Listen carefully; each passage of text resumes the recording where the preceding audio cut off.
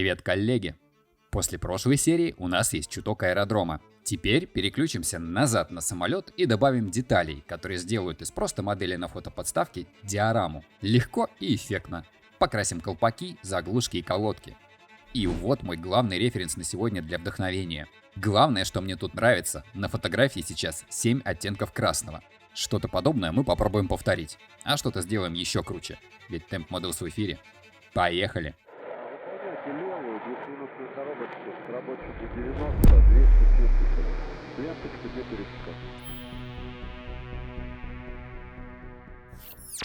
Для начала в наборе к каждой ракете у нас идет комплект защитных колпаков. Все, кроме колпаков на ЭТ, крепятся к литнику максимально легко и мягко. Но колпак на ЭР после очистки получается острый. Я же хочу как на референсе. И эту юбку тоже хочу, причем именно мятую. Ну и давайте эту застежку сымитируем более выраженно.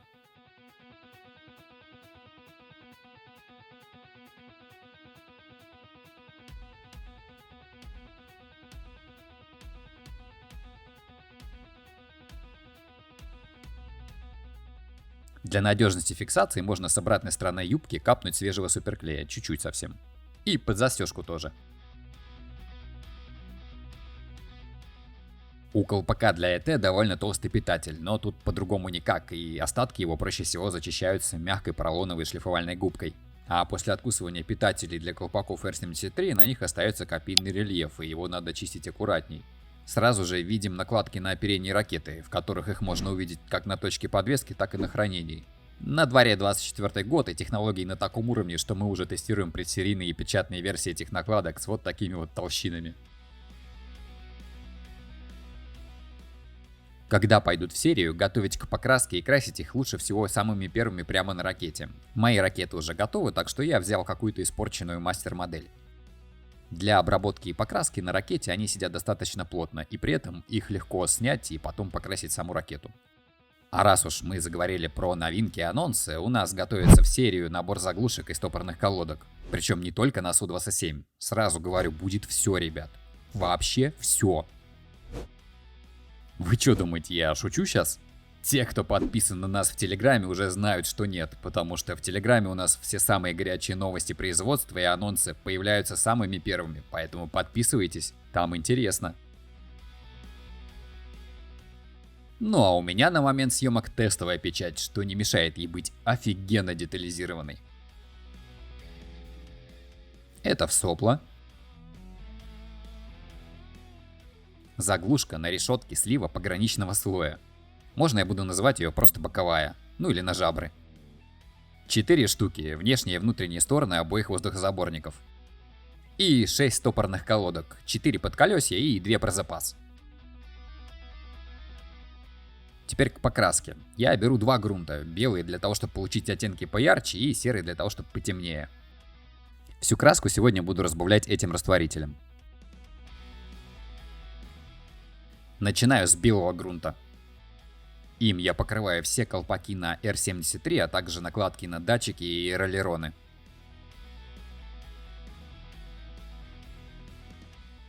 Заглушки на воздухозаборнике тоже белые. А остальное все грунтую в серый.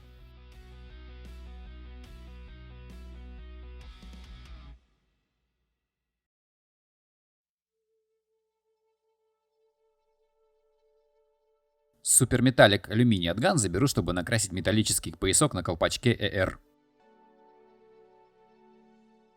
Планировал подрать колпак на ЭТ с помощью жидкости для чиппинга, поэтому сначала нанес металлическую подложку.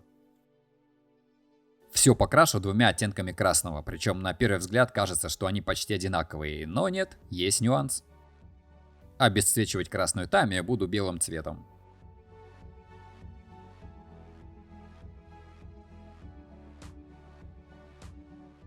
Белый грунт придаст красному цвету максимально ярко-алый насыщенный оттенок. Потом матовый лак и пластиковые накладки готовы. Один из колпаков R73 тоже сделаю ярко-красным. Хочу, чтобы заглушки на воздухозаборнике тоже максимально выделялись. Это же красная тамия, но нанесенная на серый грунт, дает уже вот такой оттенок. И задумка моя, казалось бы, работает, но в сравнении вот так, бок о бок. Невооруженным же глазом разница считается, наверное, при дневном свете или в белом фотобоксе. Хотя это меня вполне устраивает.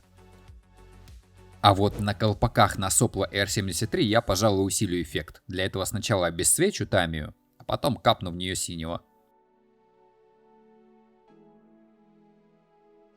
Потом на белом грунте просто варьирую количество слоев. Меньше слоев — более бледный оттенок, больше слоев — более темный. Нюанс этого красного окана в том, что на белом грунте полупрозрачным слоем он дает такой маджентовый холодный оттенок. В него я крашу оставшиеся колпачки на R73. В итоге получаю вполне прикольную вариативность оттенков. А еще понимаю, что на этом этапе для R73 у меня все готово. Ну как все? Почти все. На передней накладке надо вот такую резинку добавить. Ну или это веревочка, пишите в комментариях. Я ничего лучше не придумал, чем тонкая медная проволока. Совсем тонкую, наверное, если найти, можно обернуть прям по кругу, но у меня нету тоньше.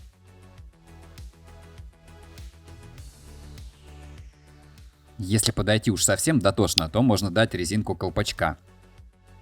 При этом на ракете сейчас намертво не приклеено ничего, кроме этой имитации резинок. И при желании я все это легко могу снять. Для подвеса этого вполне достаточно. А вообще, полностью упакованная ракета с хранения выглядит вот так. Спойлер, наши ребята уже готовят недостающие накладки, а еще вот эту модификацию ракеты тоже. Вы на Телеграм подпишитесь, подробности не пропустите. А я решил залениться жишками для чиппинга и просто покрываю поверх металлика оканом. Здесь разница оттенков уже совсем заметна.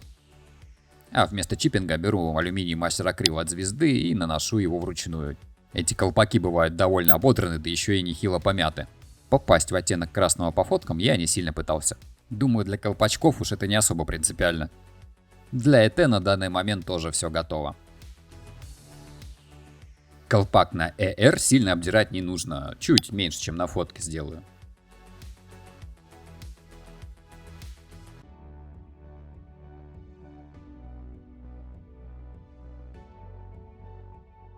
«27ER» готово на пилоны.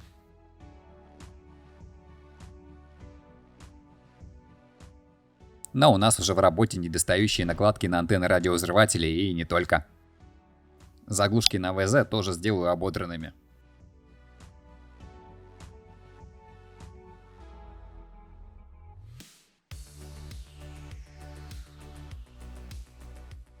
На момент съемок декали еще в разработке, поэтому я свою табличку в центре крашу. Что поделать, задачи проектов просто море, и ролики стараемся не сильно задерживать, поэтому идем на такие вот компромиссы.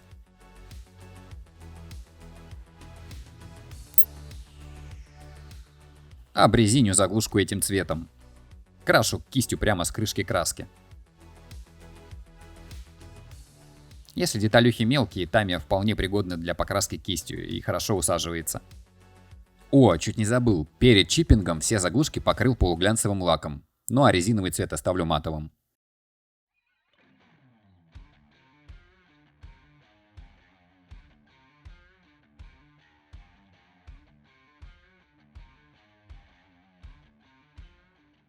Для заглушек на жабры я возьму этот референс. Чтобы покрасить ржавчину, я сначала крашу серым цветом подложку. Заглушка покрыта полуглянцевым лаком, поэтому акрил с нее зубочисткой сдирается очень легко, создавая дополнительную текстуру. И такой же чиппинг проделываю с колодками, хочу тоже сделать их хорошо послужившими. Блин, если бы Мартин Ковач сейчас увидел, какой кисточкой я делаю чиппинг, его бы, наверное, удар хватил.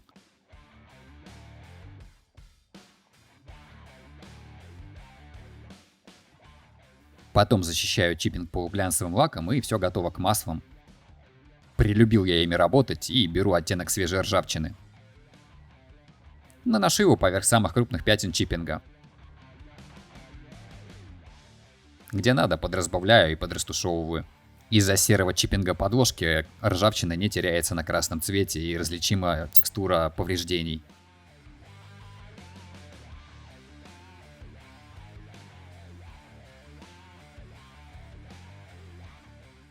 На окраске есть какие-то контрастные темные пятна, и имитирую я их масляными точками и черным маслом.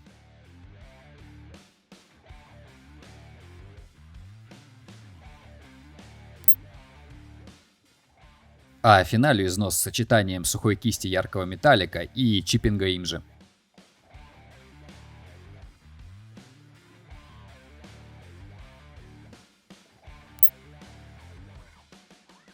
А вот тут сухая кисть таким оттенком, наверное, не совсем копийна. Но для зрелищности я поджигаю грани рельефа и детализацию этим металликом. Ну так, без фанатизма.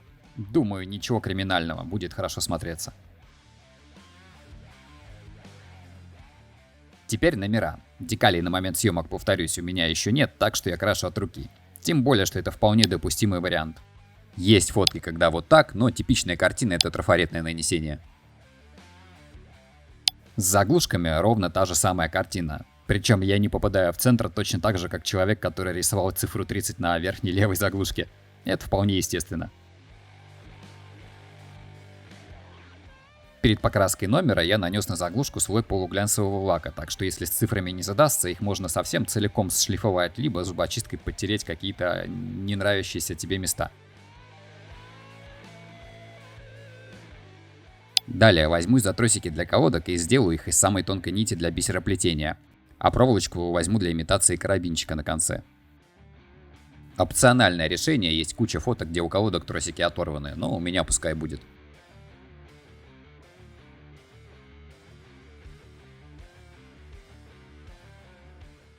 Теперь по ремешкам на заглушках воздухозаборников.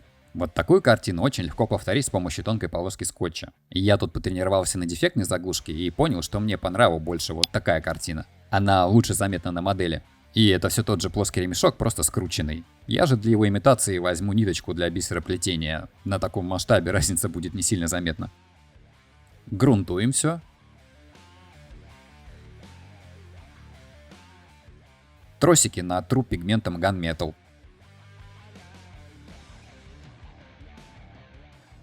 А ремешок выкрашу в такой вот цвет. Причем грунтуя и крась его, стараюсь сохранить ему форму провиса, потому что он чуть подзадубеет. Ну и петельки на конце крашу вот по такому референсу.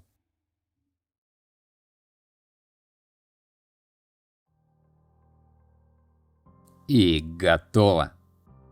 Не знаю, что выйдет раньше, этот ролик или эти заглушки в серию, поэтому ищите ссылку в описании. Если ее не будет, подписывайтесь на наши соцсети, чтобы не пропустить релиз. Ссылка на них в описании точно будет. Давайте-ка заценим, как с ними смотрится наша модель.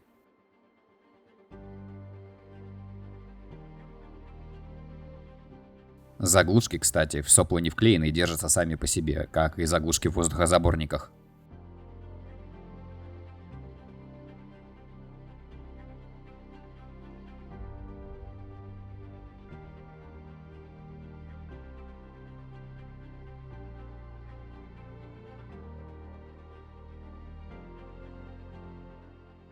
А боковые заглушки на жидком скотче, ну то есть тоже можно легко снять и приклеить назад. Да, все круче и круче. Я тащусь. Уже не просто моделька на подставке, а истребитель из дежурного звена. Почти. И дело даже не в том, что стоило бы заморочиться в хламину и сделать предохранительные чеки, флажки и ремешки на пилонах. Не хватает двух основных элементов, которые присутствуют практически на каждой фотке истребителей на аэродромах. Да, я проводил и стремянки. Ими мы и займемся в следующей серии. Ну, я еще и телег парочку прикольных поставлю. А возиться со всем этим придут техники. Так что, во-первых, подписывайтесь на канал, кто здесь впервые. Увидим финальную картину вместе. А во-вторых, за фотографиями и новостями, как всегда, welcome в наши соцсети. Ссылки вы видите на экране, а также найдете в описании. В комментариях к этому ролику мы с вами общаемся и лайкосик. Помните, да? Ну и увидимся с вами совсем скоро. Пока.